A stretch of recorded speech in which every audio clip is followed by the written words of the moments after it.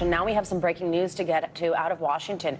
A new report is diving into the greatest detail yet about the United States withdrawal of troops from Afghanistan. You'll remember 13 U.S. service members were killed during the August 2021 chaos.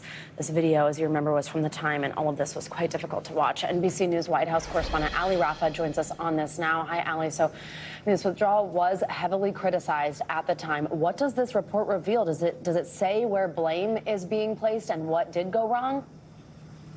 Yeah, Savannah, the withdrawal of troops from Afghanistan, as you mentioned, highly criticized, really a dark cloud that loomed over the first half of President Biden's administration.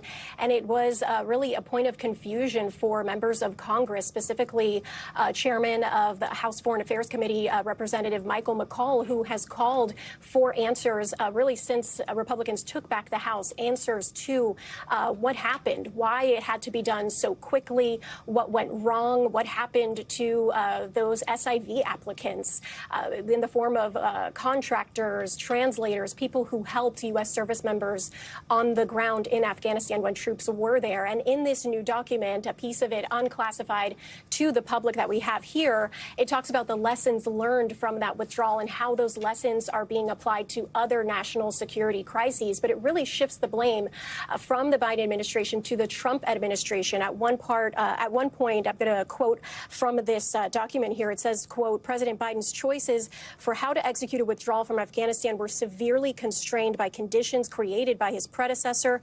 The document going on to talk about what it points as failures by the Trump administration to really set up the Biden administration for success in this realm. Take a listen to what National Security Spokesman John Kirby had to say during the White House briefing today about this.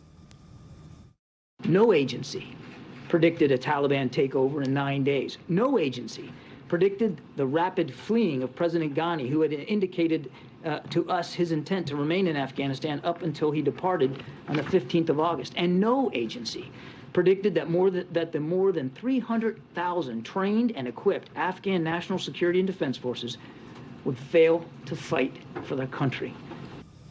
So at this point, we have access to this unclassified piece of this puzzle, really, that was available to the public. But members of Congress who are going to read the still classified version of this, of course, will have to head into a SCIF to handle these physical documents.